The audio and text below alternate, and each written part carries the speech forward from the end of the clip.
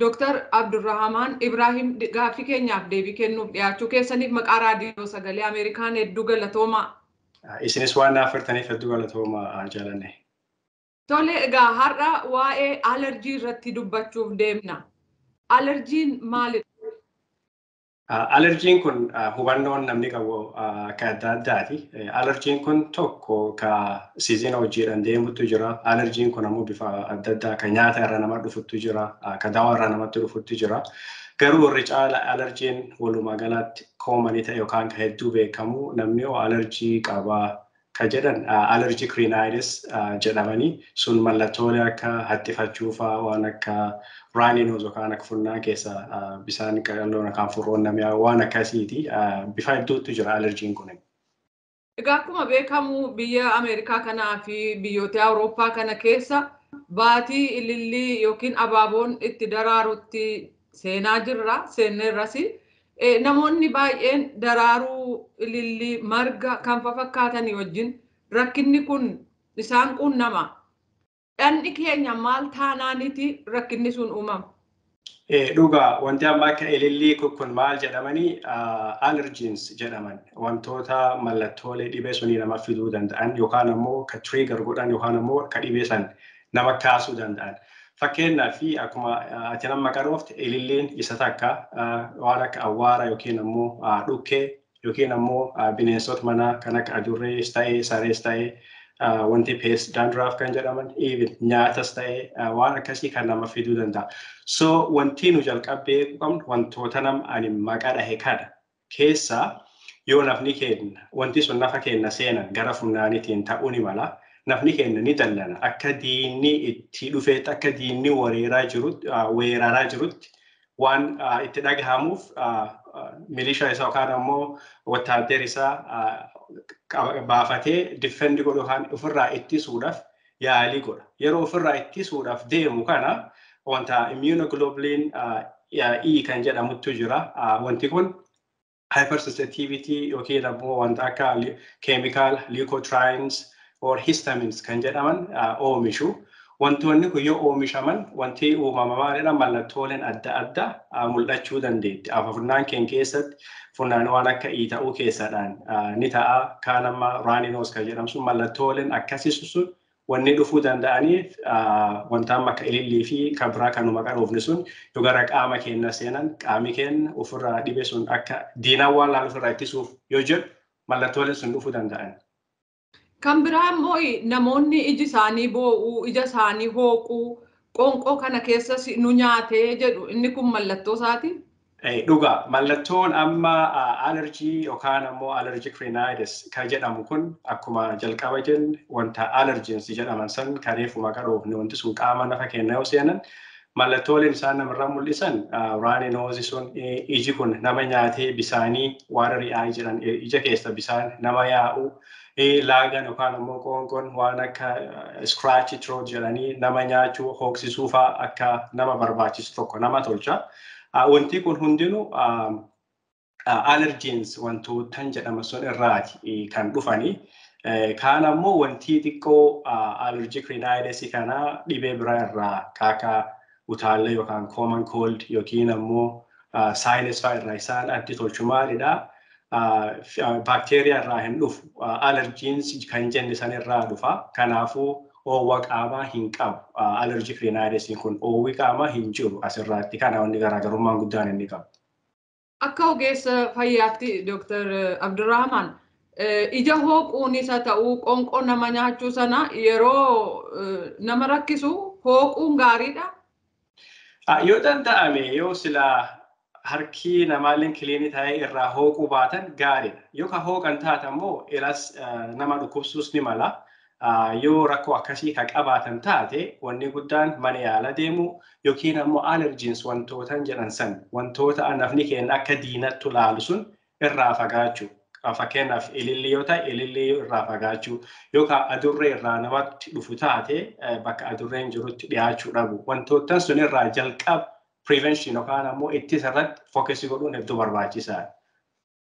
Kan biraa haala qilleensaa wajjin deemee yeroo biqiltuun daraaru wanni dhufu kun itti cimee fa'aa hafuura baafachuu kan dadhaban jiru. Asmaan warra kanaa wajjin hidhata qaba? Asma amma allergic rhinitis yookiin ammoo wantoonni namni amma trigger nam godhan kan jedhamas allergens sun irruma deebi'ee dubbadha wanni rakkoo fidaa jira waan sun waan taateef.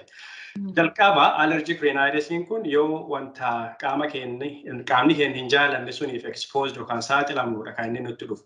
Yoo wanta suniidhaaf callisnee kan saaxilamaa deemnu taate ammoo maybe common coldinis nam qabachuu hin danda'a vaayirasii irraatii baakteeriyaa irraatii yoo wanti kun yeroodhaan hin laalamin yookaan hin yaalamin gara dhibee biraatti yookiin ammoo namni duraan asmaa qabu yoo taate asmaa sun triggerii godhuu ni danda'a. Asmaa sun akkasii ka'u tolchuu ni danda'a. Yoo ammoo asmaa hin qabaatin alerjiin kun asmaa sitti hin ta'u. Rakkina alerjii kana wal'aansa fayyaatiin attamitti gargaara ogeessi fayyaa? Amma akkuma jalqaba irratti dubbannee yoo wantoonni allergens jedhan san gara qaama keenya seenu keemikaala lama maqaa dhahee ture leukotrienes fi histamine kan jedhamu. Kanaaf yoo dawaan kun dhibeen kun akkas namatti jabaatee namni kun mana yaala deemu wanni akka ogeessa fayyaatti nama gorsinu exposure yookiin ammoo wanta isaan dhibe sun itti fida irraa fagaachuu yookaan irraa bilisa ta'uu yaalu. Yoo suniidhaan irraa hin goomne taate ammoo dawaatu jira. Dawaa sun maqaan waan barbaachisu natti fakkaatu garuu antihistamine jedhanii. Antihistamine kun maalidhaa? Diina histamiinii saniiti jechuudha. Histamiiniin sun waan funyaan keenya keessatti waan akka ideemaa fa'aa waan fiduuf waan sun gad xiqqeessa dawaan antihistamine jedhamu kun. Kanaafuu bakka uuruu hafuura ittiin baafatan sun namaa qulqulleessa. Raaniinoozi sunis akkasumas namirraa ni xiqqeessa. Inflammationis waan xiqqeessuu fi dawaan sun hedduu barbaachisaa yoo sadarkaa sun kan qabaate dawaa akkasii itti fayyadaman.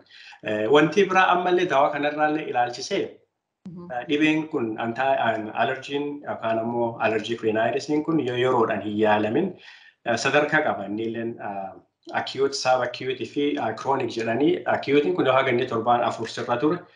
Torbaan 4 haga torbaan 12 yookaan namarra turamu subacute jedhaniini torbaan 12 ol yoo turammoo chronic jedhaniini sadarkaa yoo ammoo garaagarummaan isaanii ammallee namni kun fever yookaan ammoo oowwa qaamaa ni qaba. Wanni kun dhugumaan allergic rhinitis sunuma ammoo wanta biraa viral infection yookaan ammoo utaalloo yookaan ammoo common cold qaba waan jedhullee ni laalama yookaan vaayirasii taate yeroo hedduu ufiidhaan baduu ni mala. Kaan ammoo dawaanis ni kennama akkasumas yookaan koozii wanta sanii baakteeriyaallee taate ammoo antibiyootikiinis ni kennama akkasii akka inni ittiin yaalamu yeroo hedduu. Namoonni waan kun sababii ta'ee itti kaasu adda adda. Qorannaa fayyaatiin sababiin alerjiin namatti dhufu kun beekuun hin danda'amaa? Ni danda'ama. Amma bakka primary care clinic maybe dalagamuu dhabuun mala garuu specialistii allergy bira yoo ergan isaan saampulee adda addaa fudhatanii wanti allergy kan kee kana si kaasaa jiru giraasiyoonni abaaboo yookaan ilillii akkasiiti yookiin ammoo wanta akkasiiti jedhanii namatti himuu ni danda'ama sun teestiin yookaan ammoo qorannoon tolfamu ni jira sunidha. Gaaffii koo xumuruu dura fakkeenyaaf biyyatti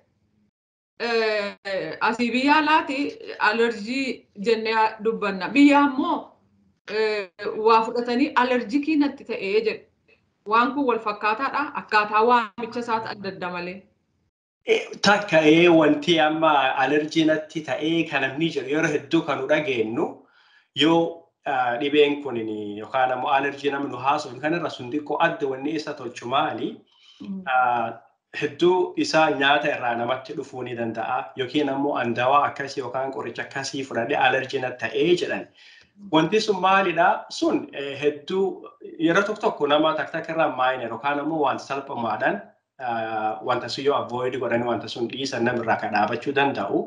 Yeroo tokko ammoo severe hedduu hammaatee anaphylaxis jedhama. Anaphylaxisiin kun maalidhaa? Sadarkaa namni fakkeenyaaf nyaata yookaan amma waan akka peanuts jedhan fa'irraa yoo kan namni alerjii ta'e taate yeroo sanatti ujummoon hafuuraa namaa ni cufama.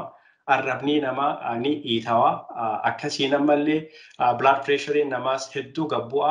Namni ammallee maal ta'anii unconscious uf wallaalan namni yeroo sanitti.